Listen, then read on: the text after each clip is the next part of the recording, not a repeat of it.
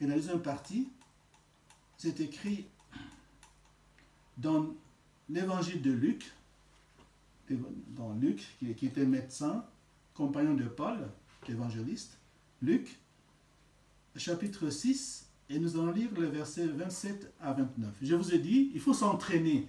Ce sont des choses qui paraissent difficiles au départ, mais quand on s'entraîne, finalement, on arrive à acquérir ces qualités. Comment faire, selon la Bible, pour avoir la maîtrise de soi. Ce sont des choses difficiles, mais il faut s'entraîner. Chapitre 6, verset 27 à 29. Luc, chapitre 6, versets 27 à 29. Je répète encore, ce sont des choses difficiles à mettre en place. Physiquement, tu ne peux pas arriver. Pour y arriver, il faut demander l'aide de l'Esprit Saint. On va écouter la parole de Dieu. Mais je vous dis, à vous qui m'écoutez, aimez vos ennemis, faites du bien à ceux qui vous haïssent. On arrête là. Déjà, là c'est Jésus-Christ qui parle. Il était en train d'enseigner à une multitude de foules. C'est beaucoup de personnes qui sont venues de Judée, de Jérusalem, de Tyr. Vraiment une foule. Il avait passé toute une nuit, n'est-ce pas, à prier. Et après cette nuit-là, le matin, il est venu vers ses apôtres. Ils sont descendus sur un terrain. Et quelque part, oui, c'était plat. Et là, il y avait vraiment une foule. Mais avant de descendre, il avait choisi ses 12 apôtres. Ils sont descendus. Et il commençait à prêcher à cette foule-là. Et d'abord les béatitudes. Et puis après les béatitudes, il a commencé à enseigner en disant ce que notre sœur vient de dire. Mais je vous dis, à vous qui m'écoutez, c'est Jésus-Christ qui parle, qui a parlé à cette époque-là. Et aujourd'hui, c'est à nous qu'il parle, Jésus-Christ. Qu'est-ce qu'il va nous dire? Pour avoir la maîtrise de soi, qu'est-ce qu'il faut faire? Donc, aimez vos ennemis, faites du bien à ceux qui vous haïssent. Déjà, ce point-là, ce n'est pas si facile que ça. Beaucoup de chrétiens n'arrivent pas encore. Déjà là, ça c'est le premier point seulement. Aimez vos ennemis et faites du bien à ceux qui vous haïssent. Mes frères et sœurs, ça c'est un secret terrible. Quand vous avez compris cela et vous pratiquez cela, vous allez résoudre pas mal de vos problèmes. Parce que la Bible dit, on ne lutte pas contre la chair et le sang.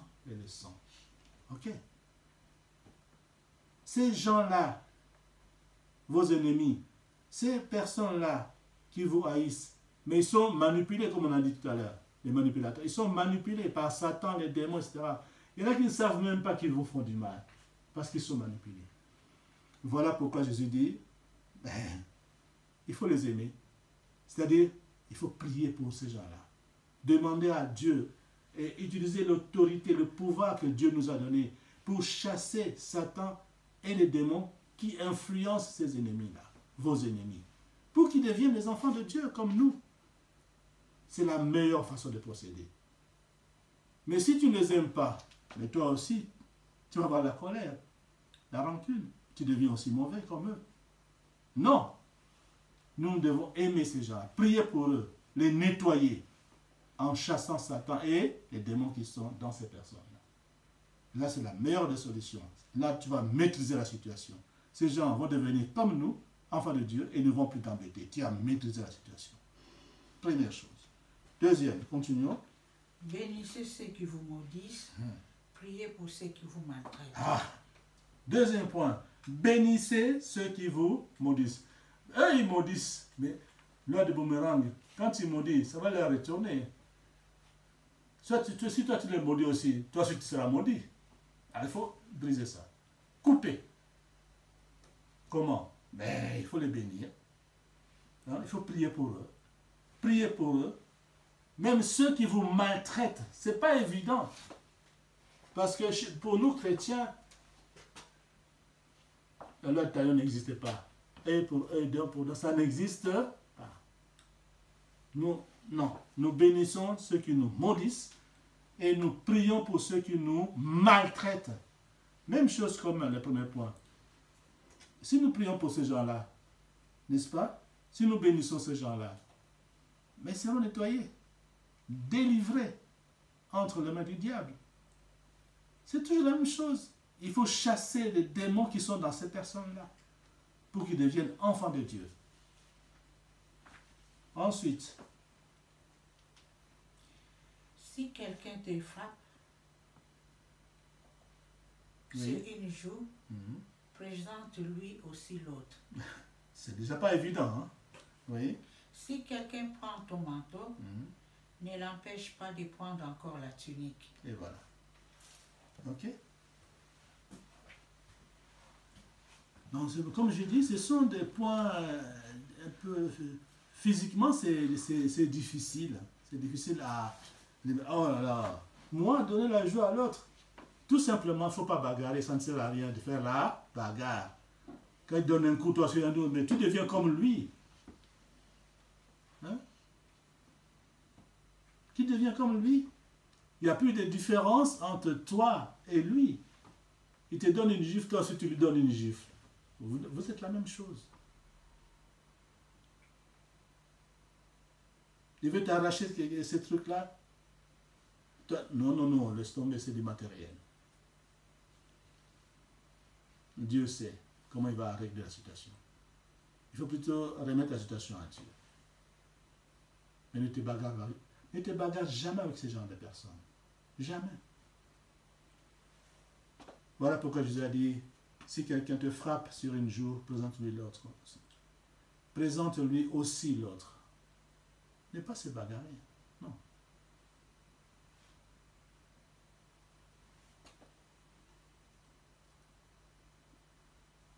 Je continue. Donne à quiconque qui te demande, ça c'est le verset 30, et ne réclame pas ton bien à celui qui s'en empare. C'est fort encore là. Donne à quiconque qui te demande, et ne réclame pas ton bien à celui qui s'en empare. C'est pas évident. Et donc on a bon. Il faut beaucoup de maîtrise, je vous ai prévenu, c'est pas donné à n'importe qui. C'est pas donné à n'importe qui. Mais c'est Jésus-Christ qui l'a dit.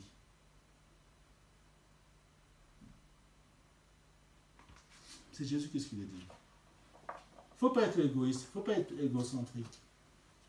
Tu as 2 pains, ça te dérangerait de donner un à l'autre. Tu restes avec un pain. Tu en as 2. L'autre à celui qui te demande. Il ne faut pas être égoïste.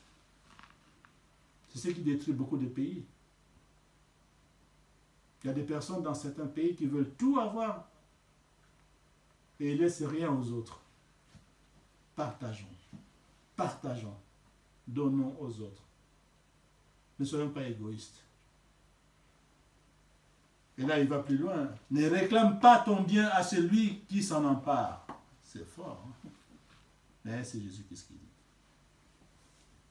ne faut pas réclamer. Et on va finir par verset 31. Ce que vous voulez que les hommes fassent pour vous, faites-le de même pour eux.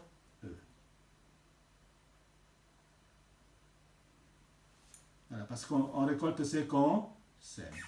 Si tu veux maîtriser la situation, là où tu es, dans la vie, dans le travail, à la maison, partout où tu es, dans l'église, fais du bien aux autres. Ok? Ce que vous voulez que les hommes te fassent, fais-le. De même pour ces gens-là. Et tu vas récolter cela. Une autre façon de maîtriser la situation. Voilà mes frères et sœurs. Je vous invite à lire Luc chapitre 6. Parce que là, on a quelques points seulement. Mais à la maison, vous allez continuer à lire tous les chapitres jusqu'à la fin. Luc chapitre 6. Ok? C'est très très riche en enseignement. C'est lui-même notre Seigneur qui nous enseigne dans ces chapitres-là. Ok?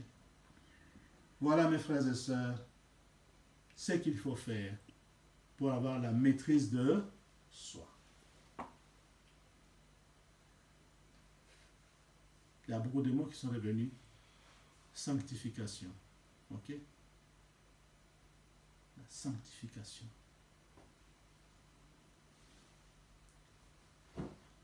C'est très important. Parce que quand on n'est pas dans la sanctification, on peut se laisser influencer par pas mal de choses. Mais un enfant de Dieu qui vit dans la sanctification, il recherche tout ce qui est bien devant Dieu. Que tout ce qui est bien. Le reste, pour la chair, non. Tout ce qu'on a cité là, impudicité, fornication, etc., le mensonge, le vol, cupidité, tout ce qu'on a cité, il faut laisser tomber, il faut le maîtriser. Nous sommes obligés, si nous voulons avoir la maîtrise de soi, de sacrifier la chair. Nous sommes obligés. Sinon, nous ne sommes pas des vrais chrétiens. Un vrai chrétien, c'est celui qui arrive à maîtriser tous les points que nous avons cités.